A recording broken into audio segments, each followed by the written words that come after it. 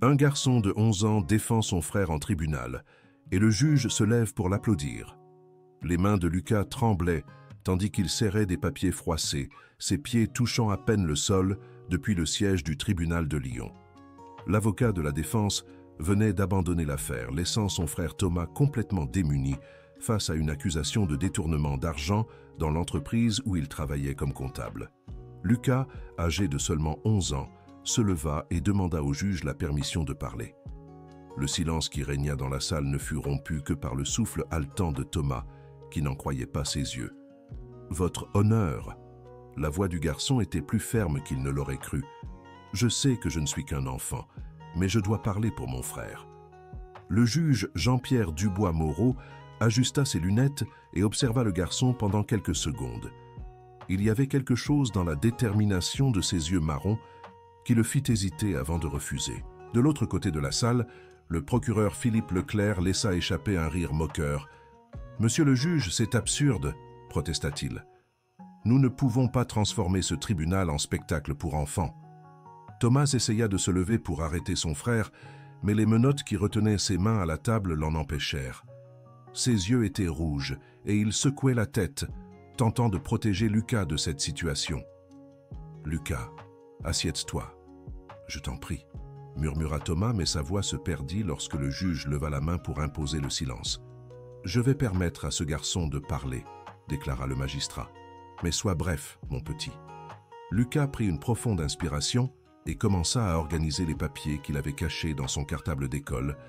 Durant les 3 derniers mois, pendant que Thomas était en détention provisoire, le garçon avait passé tous ses après-midi à enquêter par lui-même. La propriétaire de leur appartement, Madame Dupont, une dame aux cheveux blancs qui les traitait comme ses petits-enfants, l'avait aidé en veillant sur lui pendant ses recherches. « Mon frère n'a rien volé », commença Lucas, sa voix gagnante en assurance. « Et je peux le prouver. » Le procureur roula des yeux et croisa les bras, visiblement agacé par ce qu'il considérait comme une perte de temps. Mais son expression changea lorsque Lucas présenta des documents que personne n'avait vus auparavant. « Voici les registres originaux des transactions », expliqua le garçon, montrant des feuilles imprimées. « J'ai découvert que les dates avaient été modifiées numériquement. Regardez, la police des chiffres est différente du reste du document. » Un murmure parcourut la salle. Le juge se pencha en avant, sincèrement intrigué par les preuves du garçon. Lucas continua, expliquant comment il avait remarqué des incohérences que les adultes avaient ignorées. « Mon frère m'a appris que quand quelque chose n'a pas de sens, il faut regarder autrement, » dit Lucas. Alors j'ai commencé à reconstituer le puzzle. Thomas regardait son frère avec un mélange de fierté et d'inquiétude. Depuis que leurs parents étaient partis quand Lucas avait 3 ans, il avait consacré sa vie à s'occuper de lui. Il avait abandonné ses rêves d'études d'ingénieur pour travailler et subvenir à ses besoins. Maintenant, voir le garçon se battre ainsi pour lui brisait le cœur. « Monsieur le juge, » poursuivit Lucas, « le vrai coupable est dans cette salle. » Le silence fut instantané. Tous les regards se tournèrent vers le garçon qui pointa directement François Leroy, le patron de Thomas, assis parmi les témoins. François, un homme d'une 50aine d'années, toujours impeccablement habillé, commença à s'agiter sur son siège.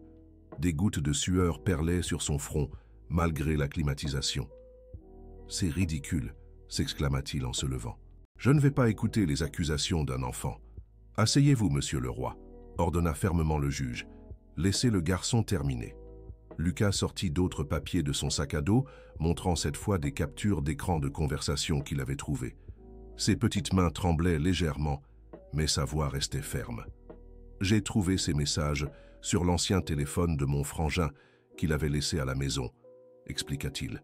« Regardez les dates. Elles prouvent que le jour où on dit que mon frangin a détourné l'argent, il était avec moi à l'hôpital. » Le procureur s'approcha pour examiner les preuves, son expression passant du dédain à l'inquiétude. Les éléments que le garçon présentait étaient cohérents et soulevaient de sérieux doutes sur l'accusation. « Je m'étais cassé le bras en jouant au football, » continua Lucas, montrant une photo sur son téléphone. « Thomas est resté toute la nuit avec moi à l'hôpital. Comment aurait-il pu détourner de l'argent au bureau en même temps? » Chers auditeurs, si vous aimez cette histoire, n'hésitez pas à laisser un like et surtout à vous abonner à la chaîne. Ça nous aide beaucoup quand on débute. Maintenant, continuons. La salle était silencieuse. Même le procureur semblait reconsidérer l'affaire. Lucas profita du moment pour révéler une autre découverte. « Il y a autre chose », dit-il en sortant une enveloppe Kraft. « J'ai trouvé ces reçus dans les poubelles de l'entreprise. J'y suis allé plusieurs fois après l'école, quand j'attendais mon frangin après le travail. » François Leroy pâlit en voyant les papiers que Lucas exhibait. C'étaient des reçus de virements bancaires qu'il croyait avoir complètement détruits. « Comment as-tu » commença François, mais il se tut aussitôt, réalisant son erreur. « Vous les avez jetés sans les déchirer correctement », expliqua Lucas avec une simplicité enfantine. « J'ai rassemblé les morceaux. Ça a pris beaucoup de temps, mais j'ai presque tout reconstitué. » Le juge demanda à examiner les documents reconstitués. Bien que rapiécés avec du scotch, on voyait clairement les transactions et, surtout, la signature de François Leroy. Thomas ne parvenait pas à retenir ses larmes.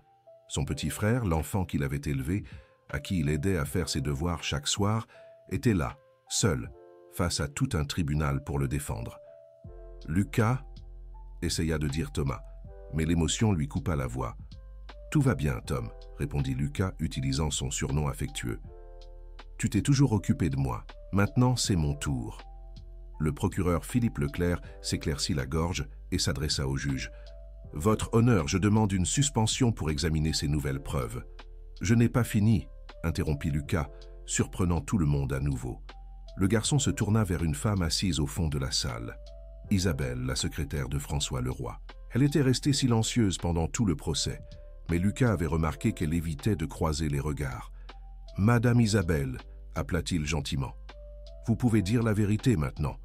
Je sais que vous avez peur, mais mon frangin ne mérite pas d'être puni pour quelque chose qu'il n'a pas fait. » Isabelle se mit à pleurer doucement.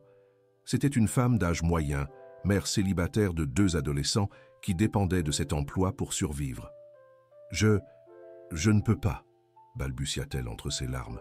« Si, vous pouvez », insista Lucas. « Vous avez toujours été gentil avec moi quand je venais chercher mon frangin. Vous me donniez des bonbons et me demandiez des nouvelles de l'école. Je sais que vous êtes quelqu'un de bien. » François Leroy se leva brusquement, le visage rouge de colère. « Isabelle, ne dites rien. Vous savez ce qui va arriver si... » Monsieur Leroy, le juge frappa son marteau avec force. « Un mot de plus et vous serez expulsé pour outrage au tribunal. » Le silence qui suivit était tendu. Isabelle regarda Lucas, puis Thomas et enfin François. Ses mains tremblaient lorsqu'elle se leva. « Je dois dire la vérité, » dit-elle d'une voix faible mais déterminée. « Je ne supporte plus de porter ça. » Tout le tribunal retint son souffle. Isabelle marcha lentement vers l'avant, chaque pas semblant peser une tonne. « Monsieur François m'a obligé à falsifier les signatures, » avoua-t-elle, les mots jaillissant d'un coup.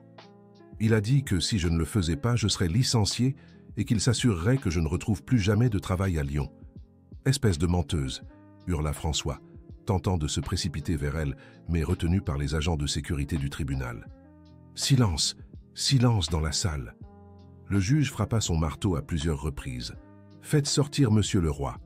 Tandis que François était entraîné dehors, hurlant des menaces, Isabelle poursuivit son récit, désormais plus confiante. « Thomas avait découvert les irrégularités, » expliqua-t-elle. « Il a confronté Monsieur François en privé, lui disant qu'il allait en informer la direction.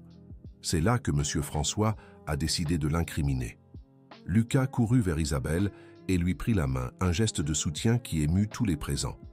Le garçon se tourna alors vers le juge. « Monsieur le juge, il y a une autre personne qui doit parler. » À ce moment-là, les portes du tribunal s'ouvrirent et une dame âgée entra, s'appuyant sur une canne. C'était Mamie Thérèse, la grand-mère de Lucas et Thomas, qui vivait dans une petite ville de Rhône-Alpes. « Mamie » s'exclama Lucas, surpris. « Vous ne pouviez pas voyager. »« Quand il s'agit de mes petits-enfants, je peux tout, » répondit la vieille dame, la voix rauque mais ferme. Thomas ne put retenir ses larmes en voyant sa grand-mère. Elle était malade depuis des mois, pouvant à peine sortir de chez elle, mais avait parcouru plus de 400 kilomètres pour être là. « Monsieur le juge », Mamie Thérèse s'adressa au magistrat, « je suis venue apporter quelque chose d'important. » Elle sortit de son sac une vieille enveloppe et la remit au greffier, qui l'apporta au juge. « Ce sont des lettres que mon petit-fils Thomas m'a écrites de prison, » expliqua-t-elle. « Il y avoue qu'il était prêt à endosser une faute qui n'était pas la sienne pour protéger Lucas des représailles. Monsieur François avait menacé de faire du mal au garçon. Le juge lut les lettres en silence, son expression devenant de plus en plus grave. Lucas regarda son frère avec des yeux écarquillés. « Tom, tu allais... »« J'aurais fait n'importe quoi pour te protéger, Lucas, » répondit Thomas, la voix étranglée. « N'importe quoi. » Le tribunal était dans un silence total, beaucoup essuyant discrètement leurs larmes. Le lien entre les deux frères était évident et touchant.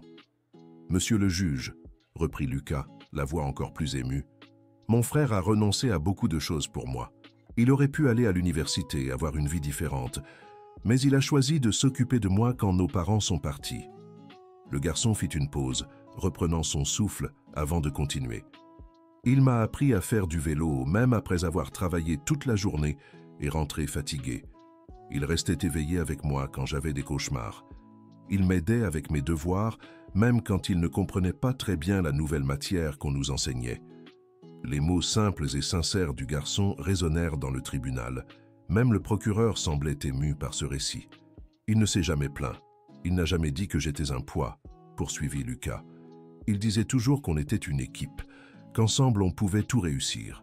C'est pour ça que je ne pouvais pas le laisser seul maintenant. » Le juge tout sauta, visiblement tentant de maîtriser son émotion.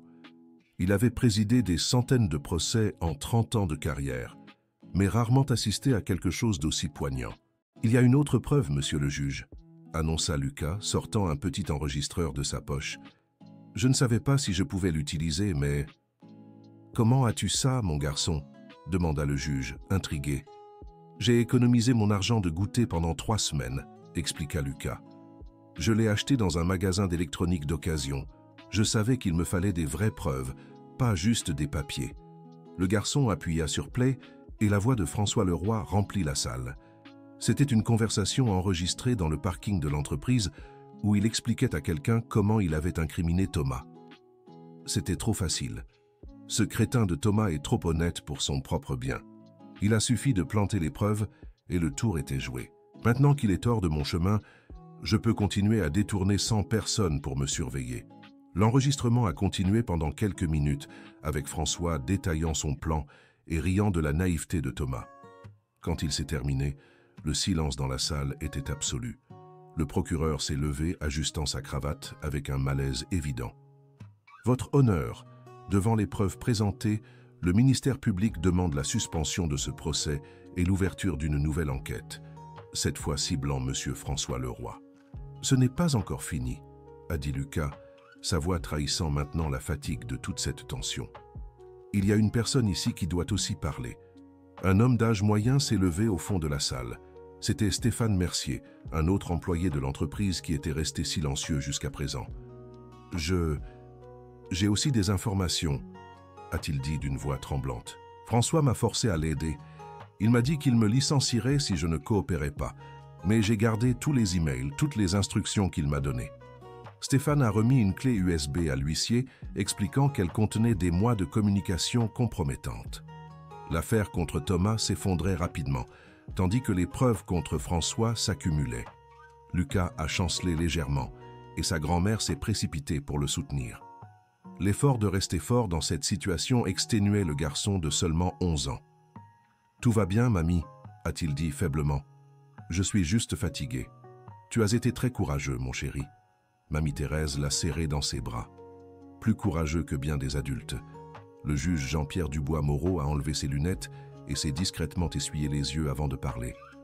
En 30 ans de magistrature, j'ai rarement été témoin d'une démonstration aussi pure d'amour fraternel et de quête de justice. Ce garçon, à seulement 11 ans, a fait ce qu'une équipe d'avocats n'a pas réussi.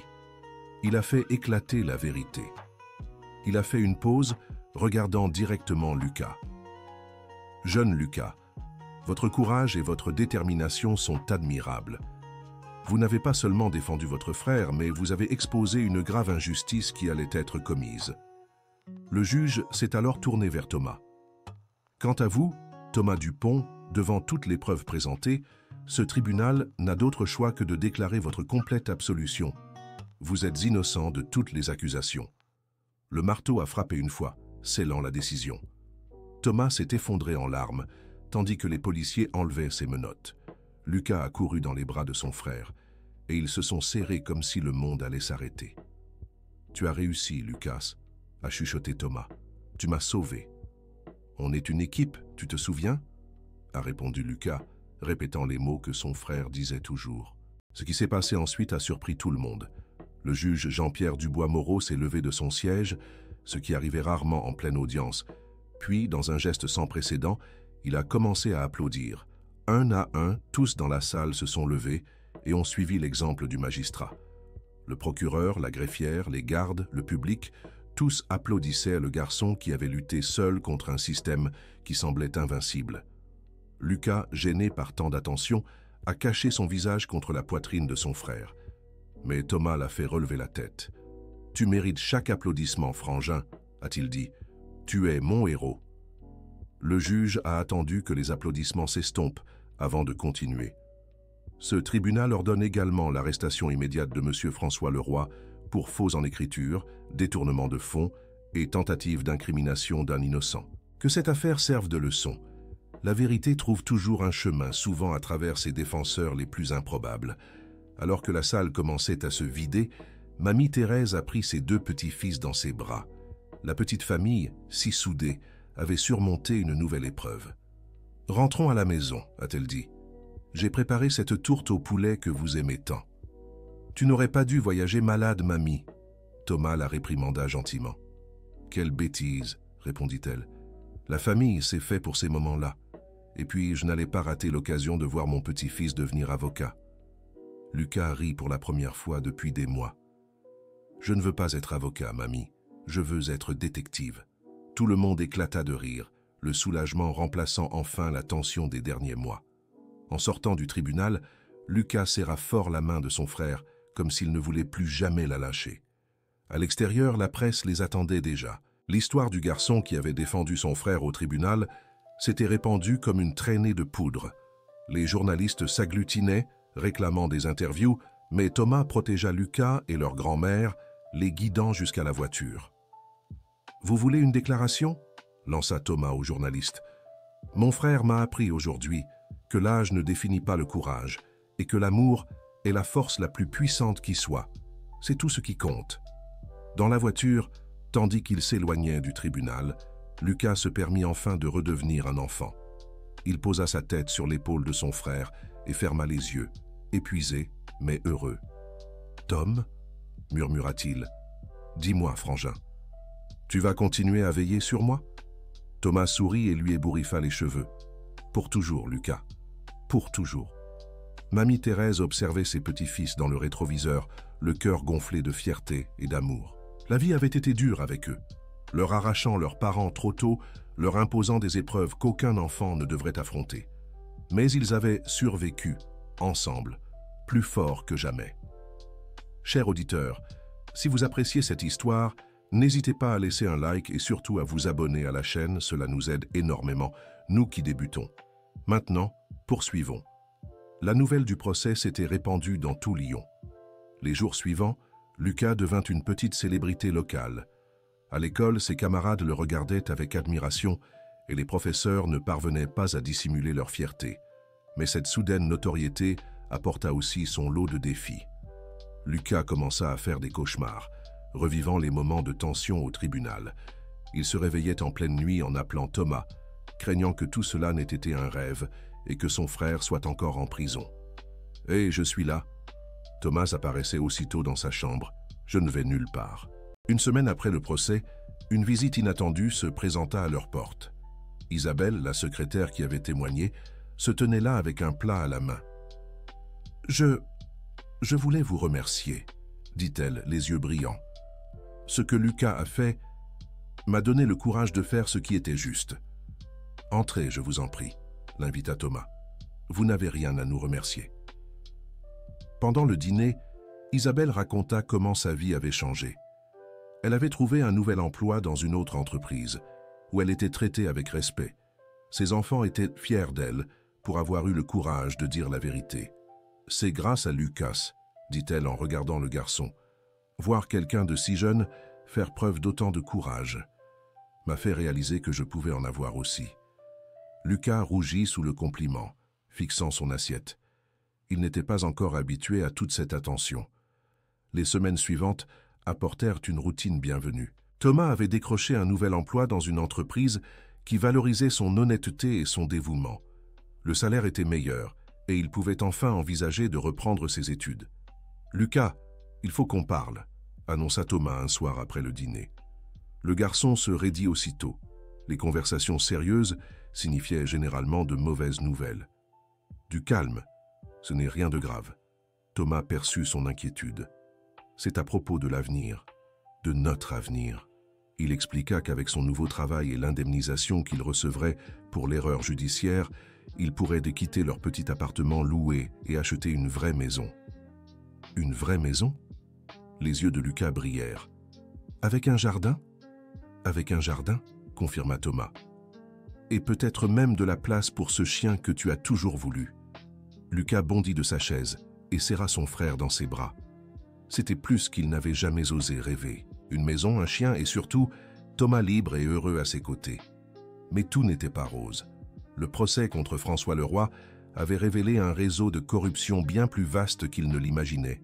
D'autres employés étaient impliqués, et Lucas et Thomas furent appelés à plusieurs reprises pour témoigner. « Tu n'es pas obligé d'y aller si tu ne veux pas », disait toujours Thomas avant chaque audience. « Je veux y aller », répondait Lucas avec détermination. « Je dois terminer ce que j'ai commencé. » Le garçon avait changé. Son expérience au tribunal l'avait fait mûrir d'une manière que Thomas admirait tout en le regrettant. Aucun enfant ne devrait avoir à grandir si vite.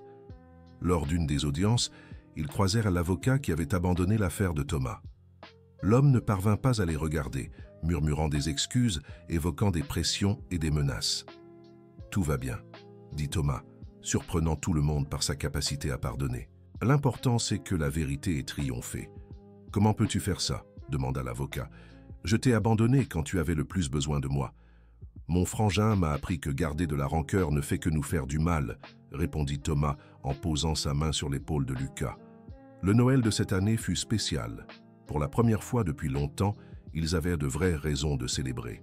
Mamie Thérèse vint de la campagne pour passer les fêtes avec eux, apportant ses fameux pains perdus et biscuits maison. « Mamie, raconte encore comment papa et maman se sont rencontrés, » demanda Lucas le soir de Noël. C'était un rituel. Chaque année, Mamie Thérèse racontait la même histoire et chaque année, Lucas l'écoutait comme si c'était la première fois. C'était une façon de garder vivants les souvenirs de parents partis trop tôt. « Ton père était têtu comme toi, » commença-t-elle en caressant les cheveux de son petit-fils. « Et ta mère avait le même sens de fidèle que Thomas. » Pendant que Mamie racontait ses histoires, Thomas observait la scène depuis la porte de la cuisine. Malgré toutes les épreuves, ils avaient bâti une famille, petite, imparfaite, mais remplie d'amour. Le téléphone sonna, interrompant ce moment. C'était le juge Jean-Pierre Dubois-Moreau qui appelait personnellement pour souhaiter un joyeux Noël. « Je n'oublierai jamais ce que j'ai vu dans ce tribunal, » dit le juge. « Vous m'avez rappelé pourquoi j'ai choisi ce métier. » Après avoir raccroché, Thomas raconta à Lucas l'appel. Le garçon resta pensif un moment. « Tom, tu crois que j'ai bien agi ?» demanda-t-il soudain. « Comment ça ?»« Ben, j'étais juste un gamin qui se mêlait d'affaires d'adultes. Et si ça avait mal tourné ?» Thomas s'agenouilla devant son frère, lui tenant fermement les épaules. « Lucas, ce que tu as fait était la chose la plus juste et courageuse que j'ai jamais vue. Tu n'étais pas juste un gamin qui se mêlait de tout. Tu étais mon frangin qui se battait pour fidèle. Et ça n'a pas d'âge. » Les yeux de Lucas s'emplirent de larmes et il serra Thomas dans ses bras. Mamie Thérèse se joignit à l'étreinte et tous trois restèrent là, unis, célébrant non seulement Noël, mais aussi la fin d'une des plus grandes épreuves de leur vie. La nouvelle année apporta de nouvelles perspectives. Thomas fut rapidement promu dans son nouvel emploi, son dévouement et son honnêteté enfin reconnus et récompensés. Lucas, quant à lui, réussissait bien à l'école, même s'il avait parfois encore du mal à se concentrer. « Tes professeurs disent que tu es souvent dans la lune », remarqua Thomas pendant le dîner. « C'est juste que parfois je pense… » Lucas jouait avec sa nourriture dans son assiette. « À quoi penses-tu ? À savoir si nos parents seraient fiers de ce que nous sommes devenus. » Thomas avala difficilement. Il était rare que Lucas parle de leurs parents. Il était si petit quand ils étaient repartis, et ses souvenirs étaient plus basés sur des photos et des histoires que sur de vraies mémoires. J'en suis sûr, répondit Thomas. Il serait très fier, surtout de toi. Et de toi aussi, ajouta Lucas. Tu as renoncé à tant de choses pour moi, et je le referai sans hésiter, affirma Thomas sans une seconde de doute. 1000 fois s'il le fallait. Le déménagement vers la nouvelle maison eut lieu en mars. Ce n'était pas un manoir, mais elle avait 3 chambres, un petit jardin douillet et se trouvait près d'une place où Lucas pourrait jouer. « Je peux choisir ma chambre ?» demanda Lucas, les yeux brillants d'excitation. « Bien sûr que tu peux. Laquelle veux-tu » Lucas choisit la chambre avec vue sur la place. Thomas ne fut pas surpris. Son frère avait toujours aimé observer l'agitation, les gens, la vie qui s'écoulait. Le jour du déménagement, plusieurs voisins de l'ancien immeuble vinrent aider. L'histoire des frères avait touché beaucoup de monde, et tous voulaient participer à ce nouveau départ. Madame Dupont, l'ancienne propriétaire, arriva avec un gâteau et les larmes aux yeux. « Vous allez me manquer, » dit-elle en serrant Lucas dans ses bras. « Mais je suis si heureuse pour ce nouveau chapitre. Vous pouvez nous rendre visite quand vous voulez, » promit Thomas. Dans la nouvelle maison, la première chose qu'ils firent fut d'accrocher le cadre photo de leurs parents dans le salon. C'était une tradition qu'ils conservaient. Où qu'ils vivent, cette photo occupait toujours la place d'honneur. « Ils sont là avec nous, » dit Lucas en touchant la vitre du cadre. « Ils l'ont toujours été, » approuva Thomas.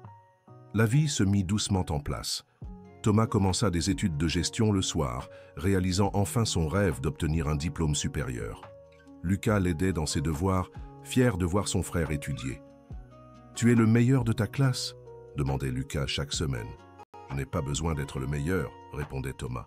« Juste de faire de mon mieux. » C'était une leçon qu'ils avaient tous deux apprise à la dure. Il ne s'agissait pas d'être parfait, mais d'être vrai, honnête et de se battre pour ce qui est juste. Le procès de François Leroy eut finalement lieu 6 mois plus tard.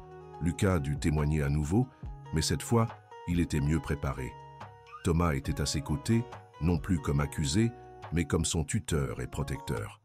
François fut condamné à 8 ans de prison pour ses crimes.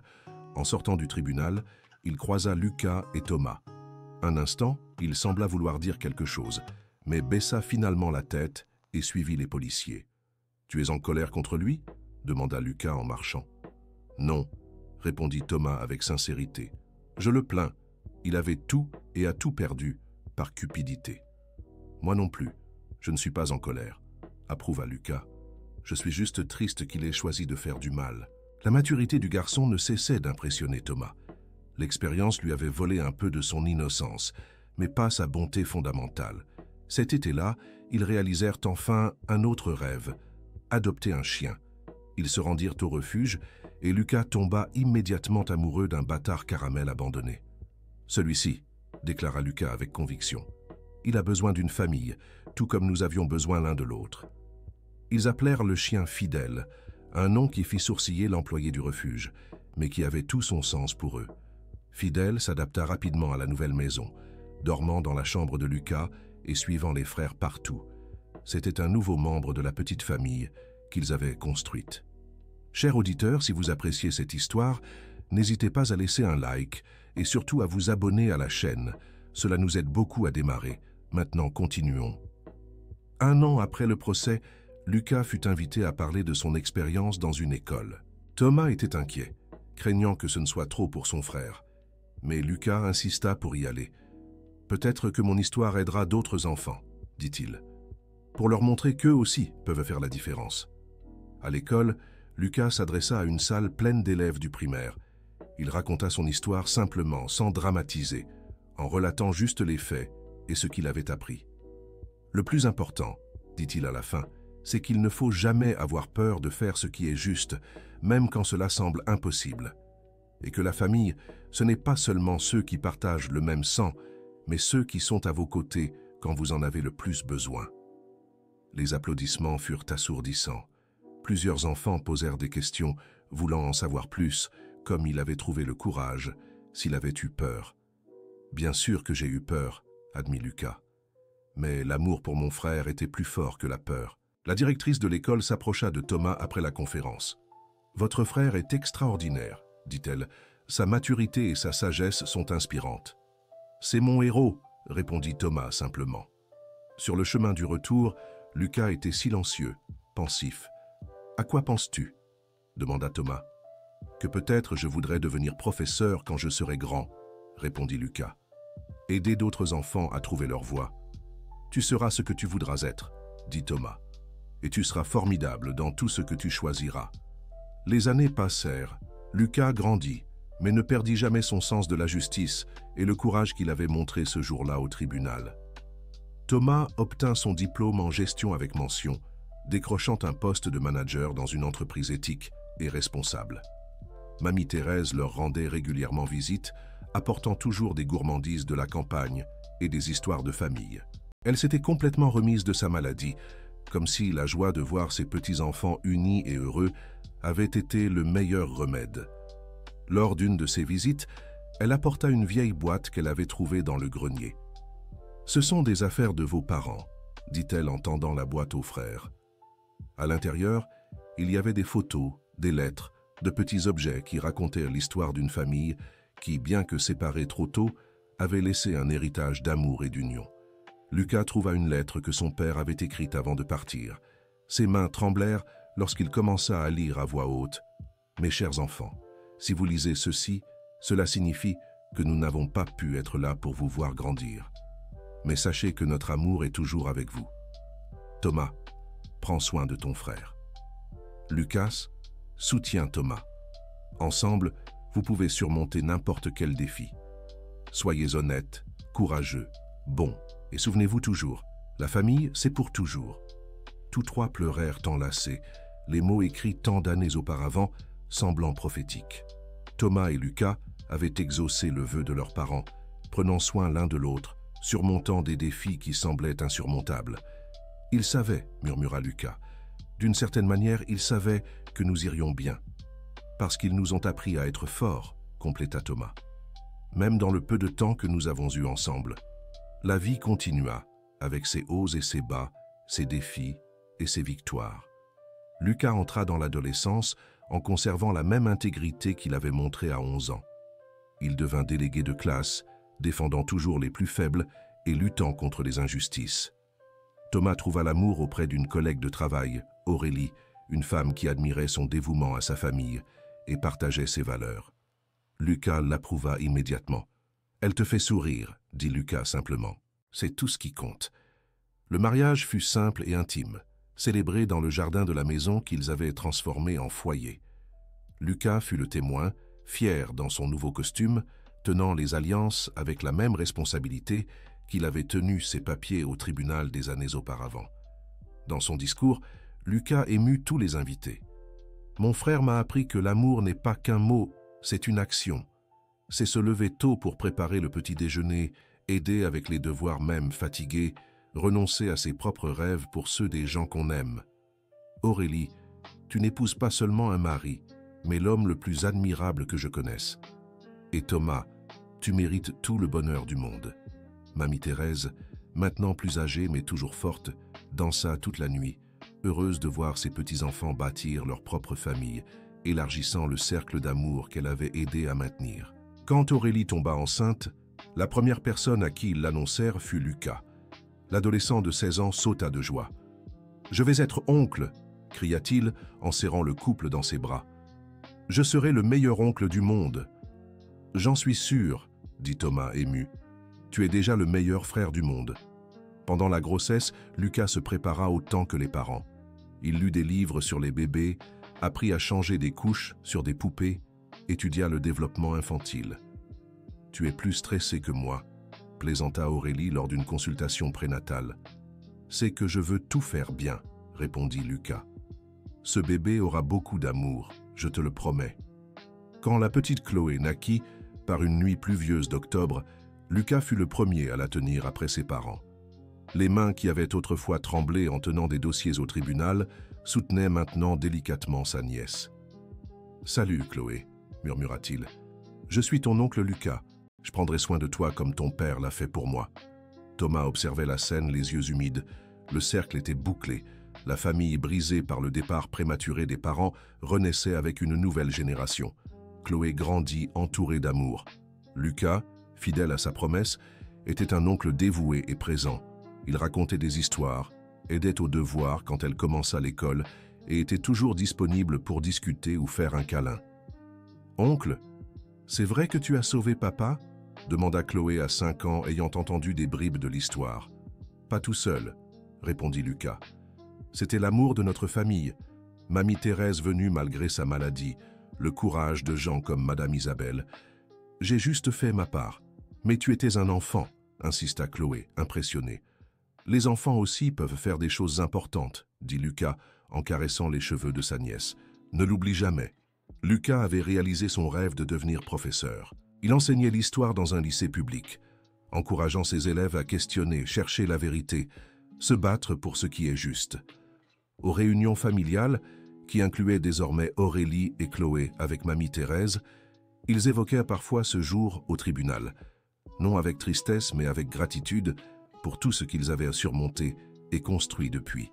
« Tu sais ce qui m'impressionne le plus ?» dit Thomas lors d'un de ces dîners. « C'est que tu n'as jamais hésité, Lucas. Jamais douté que tu y arriverais. »« J'ai douté, » avoua Lucas. « Souvent. Mais chaque fois que je voulais abandonner, je me rappelais toutes les fois où tu n'as pas abandonné moi. Quand tu veillais parce que j'avais peur du noir, quand tu sortais sous la pluie pour des médicaments, quand tu as choisi de travailler plutôt qu'étudier pour me donner une meilleure vie. On était juste 2 gamins essayant de survivre, dit Thomas, ému. Non, rectifia Lucas. On était 2 frères prouvant que l'amour est plus fort que tout. Mamie Thérèse, maintenant octogénaire, souriait en regardant sa famille. Elle avait vécu assez pour voir la rédemption, témoigner comment l'amour et le courage transforment la tragédie en triomphe. « Vos parents seraient si fiers, » dit-elle comme toujours. « Ils le sont, » répondit Lucas en regardant la photo au mur.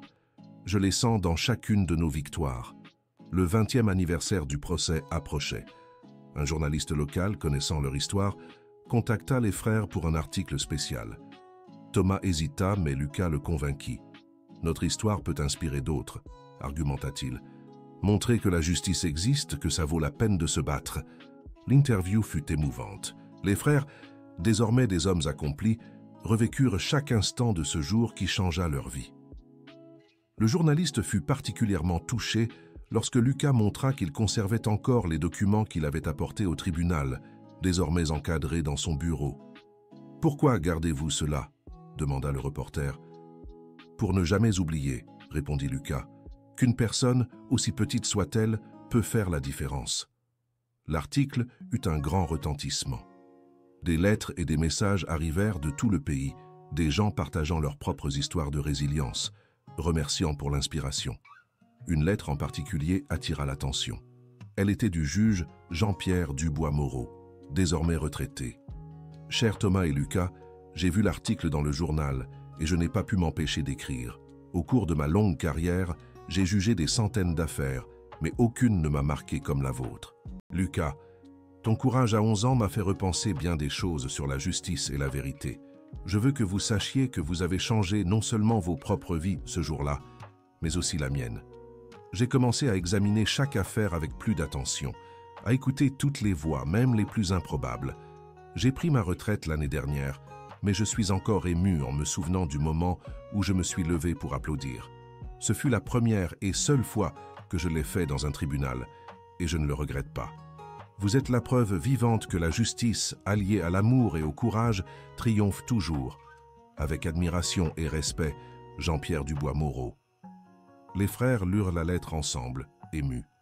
C'était la conclusion d'un cycle, la confirmation que leurs actions avaient eu un écho bien plus grand qu'ils ne l'imaginaient. Ce soir-là, après que Chloé se fut endormie et qu'Aurélie se fut retirée, les 2 frères s'assirent sur la terrasse, comme ils le faisaient lorsqu'ils étaient plus jeunes. Fidèle, maintenant un vieux chien, dormait à leurs pieds. « Tu sais de quoi je suis le plus fier ?» demanda Thomas, rompant le silence confortable. « De quoi ?»« De ne pas avoir laissé cette expérience nous endurcir. Nous aurions pu devenir amers, méfiants, mais nous avons choisi de continuer à croire en le bien. C'est toi qui m'as appris ça, dit Lucas, par ton exemple. Même quand tu as été trahi, accusé à tort, tu n'as jamais perdu ta bonté. Et toi, tu m'as appris que le courage n'a pas d'âge, rétorqua Thomas. Que faire ce qui est juste en vaut toujours la peine. Ils restèrent de nouveau silencieux, chacun perdu dans ses souvenirs. Le garçon de 11 ans qui avait tremblé devant un tribunal était maintenant un homme qui inspirait ses élèves chaque jour. Le jeune homme injustement accusé était désormais un professionnel respecté et un père aimant. « Tom » appela Lucas comme il le faisait enfant. « Dis, merci, pour tout, pour avoir été père et mère, pour avoir été mon héros quand j'en avais besoin. »« Merci à toi, » répondit Thomas, la voix serrée, « de m'avoir sauvé quand j'en avais le plus besoin, de m'avoir montré que chaque sacrifice en avait valu la peine. » Ils s'embrassèrent, le même étreinte forte et sincère qu'ils avaient partagée au tribunal tant d'années auparavant. Certains liens sont forgés dans l'amour et trempés dans l'adversité, devenant indestructibles. À l'intérieur, Aurélie les observait par la fenêtre, souriante en voyant les deux hommes qu'elle aimait tant. Chloé apparut, somnolente, et elle la prit dans ses bras. « Pourquoi papa et tonton Lucas s'embrassent-ils » demanda la petite fille. « Parce qu'ils s'aiment beaucoup, » répondit Aurélie, « et parce qu'ils ont survécu à bien des tempêtes ensemble. »« Moi aussi, je veux un câlin, » dit Chloé. Mère et fille sortirent sur la terrasse rejoignant l'étreinte. Fidèle se réveilla et remua la queue, comme s'il comprenait que c'était un moment spécial.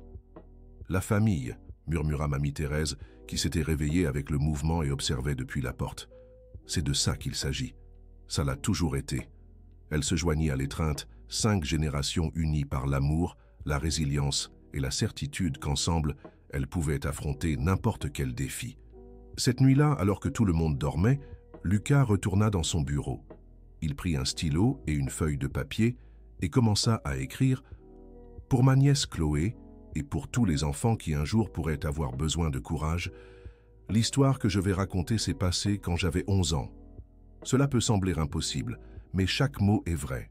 C'est une histoire sur la façon dont l'amour entre frères peut déplacer des montagnes, sur la façon dont la vérité trouve toujours son chemin, et sur la façon dont un enfant peut faire la différence.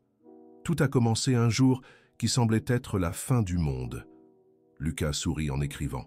L'histoire continuerait à être racontée, transmise, inspirant de nouvelles générations à croire en la justice, en l'amour et au courage de faire ce qui est juste. Dehors, les premières lueurs de l'aube commençaient à apparaître à l'horizon. Un nouveau jour naissait, plein de possibilités, tout comme ce jour, 20 ans plus tôt, quand un garçon de 11 ans avait prouvé que les héros existent, et parfois, ce ne sont que des enfants qui refusent de laisser l'injustice l'emporter. Lucas termina d'écrire et rangea soigneusement les feuilles. Un jour, quand Chloé serait plus grande, il les lui donnerait à lire, pour qu'elle sache qu'elle venait d'une famille de combattants, de gens qui ne pliaient pas devant l'adversité. Il retourna dans la chambre où il dormait enfant, maintenant transformé en bureau, mais gardant encore quelques souvenirs de cette époque. Sur le mur, à côté de son diplôme d'enseignant, était encadrée la première page du dossier de Thomas, avec un énorme tampon innocenté. C'était plus qu'un document. C'était un symbole que la vérité, peu importe à quel point le chemin est difficile, finit toujours par triompher quand on a le courage de se battre pour elle. Le soleil s'était complètement levé, inondant la maison d'une lumière dorée. Quelque part dans la ville, d'autres Lucas et Thomas menaient leur propre combat. Et peut-être, juste peut-être, l'histoire de 2 frères qui avaient refusé d'abandonner l'un l'autre pourrait leur donner la force nécessaire pour continuer à se battre. Car au final, c'était de cela qu'il s'agissait. Pas seulement d'un procès gagné ou d'une injustice réparée. C'était une histoire sur le pouvoir transformateur de l'amour inconditionnel, sur le courage qui naît quand on se bat pour ce qu'on aime, et sur la certitude qu'ensemble, nous sommes toujours plus forts. Lucas ferma les yeux un instant, se permettant de revivre ce jour au tribunal. La peur, la détermination, le moment où le juge s'était levé pour applaudir. Tout semblait un rêve lointain maintenant, mais les leçons apprises restaient vivantes et présentes. Le téléphone sonna, le tirant de ses rêveries. C'était un de ses élèves, demandant de l'aide pour un travail sur la justice sociale. Lucas sourit. Le cercle continuait. « Bien sûr, je t'aide, » dit-il. « Mais d'abord, laisse-moi te raconter une histoire sur un garçon qui a cru qu'il pouvait faire la différence. » Et ainsi l'histoire continuait d'être racontée, inspirant, encourageant, rappelant à tous que la justice n'est pas seulement un concept abstrait, mais quelque chose pour lequel il vaut la peine de se battre, peu importe notre âge ou nos circonstances. Ce matin-là, dans la maison que l'amour avait construite, Lucas sut avec certitude qu'il avait tenu la promesse faite tant d'années auparavant. Il avait été la voix de son frère quand celui-ci ne pouvait pas parler. Il avait été sa force quand tout semblait perdu. Et Thomas avait tenu sa part du marché aussi, en étant le gardien, le protecteur, l'exemple dont Lucas avait besoin pour devenir l'homme qu'il était aujourd'hui. Ensemble, ils avaient transformé une tragédie en triomphe, une injustice en inspiration, un moment de désespoir en une vie entière de sens. Le juge avait eu raison de se lever et d'applaudir. Il n'applaudissait pas seulement un garçon courageux ou un frère dévoué.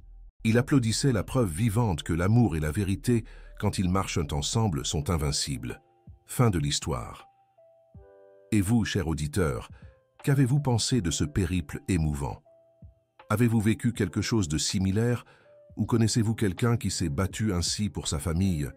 Laissez votre commentaire et n'oubliez pas d'aimer et de vous abonner pour plus d'histoires qui touchent le cœur.